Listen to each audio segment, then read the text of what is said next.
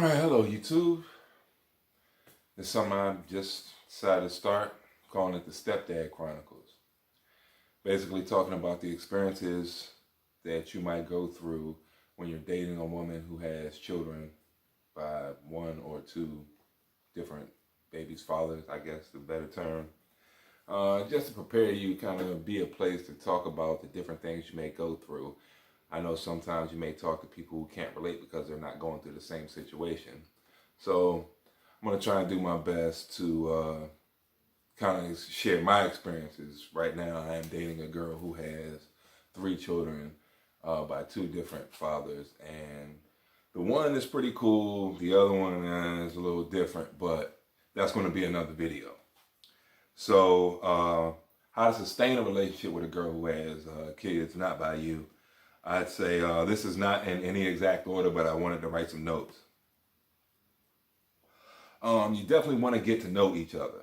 Now, and I don't mean just spending time with each other, but I mean really getting to know each other, what this person's wants are, what their fears are, where they want to be in 5 years, 6 years. The way I look at relationships is like business. I like to look at it exactly like that, like a bank would.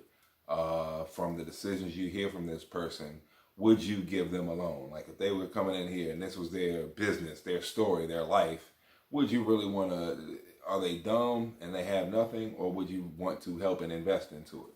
So those are things you kind of need to weigh. I know looks and things like that might come into factor, but you really, if you don't want to get burnt, which is really what this is about, you not hurting anybody, because it's not only you getting hurt, you're hurting the woman, making it harder for the next guy who comes along, and she already has kind of a shaky past, but you're hurting the kids as well, and they're a lot more fragile and can't take it. You definitely got to build that trust up. This is still in the same portion. Building up trust with just simple things like showing up on time, staying consistent with the things you say. I'm going to do this, and you actually follow through with it. Building that on both ends, you get to kind of see the character of a person.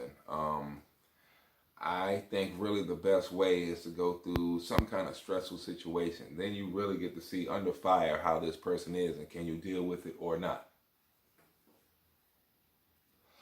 I actually have list goals and intentions.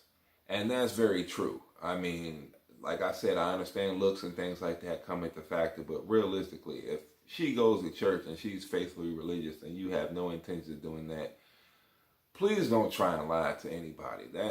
That's wrong. You don't need to lie to anybody. I personally believe that there is a key to every lock. The lock is what you want. Depending on what you say, how you go about it is the key. You can get it open. I know some guys wonder basically how a guy can have 2 to 3 different girls that he's sleeping with and they all know about each other. It's all in the way you word it. Pimps have discovered it, and I don't really know what it is, but there is a way to do it. Just be honest about what your goals are, where you want to be. Do you really want to have a father? Are you going to have other kids once you enter this relationship on top of the kids that she already has? Or I guess you. I'm just speaking at it from my perspective. I have no children, and the girl that I'm with does have the children. So from my experience, and that it's a little rough when you just like the girl and then you stumble upon the kid. That kind of doesn't work out because you're just doing things on the fly, and maybe some things that would have been deal breakers for you had you talked about it, you're discovering just as they happen, and sometimes the outcome isn't always good. Then I got, okay, come on slow. And this is directed towards the kids. Like when you're trying to get to know them, they're going to be a little standoffish, and I don't blame them. You're a freaking stranger. So come on to them slow. Really, you don't want, the first thing you need to establish is credibility. Like establish some kind of tenure. So show up like 10 times, 3 months, something like that. As long as you establish some kind of routine, they can start to expect to see you. Then they can start to depend to see you.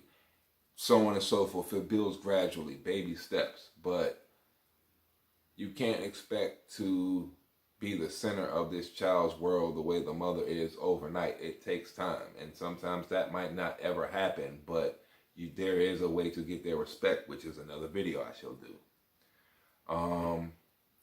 Be open to whatever may happen. There's going to be a lot of compromises in this because you are dealing with somebody who's had past relationships. It can be up to 4 people parenting one child. And I mean, it's her being the mother. I come along.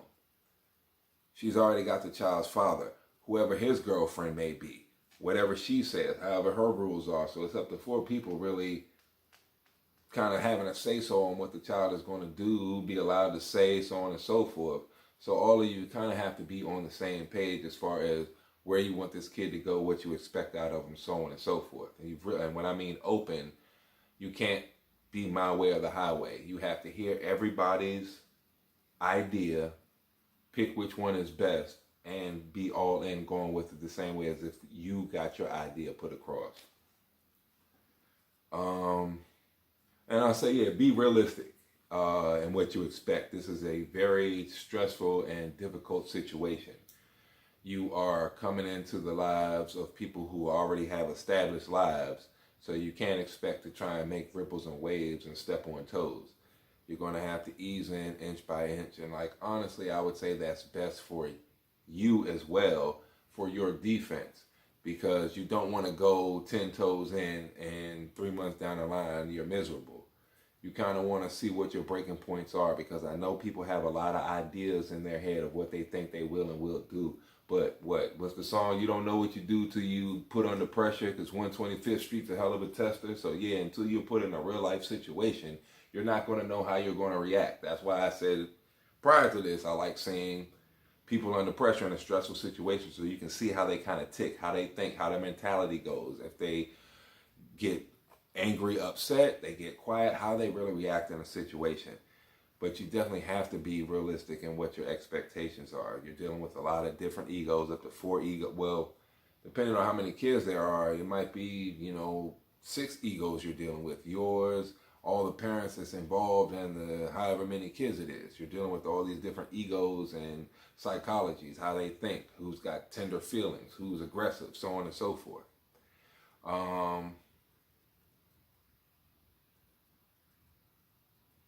So let's see, everybody has different philosophies, parenting skills. Some parents spank, some parents don't. Some do timeout, so on and so forth. What he's going to eat, what he's not going to eat, what he's going to watch, what he's not going to watch, how he's going to dress, how he's going to...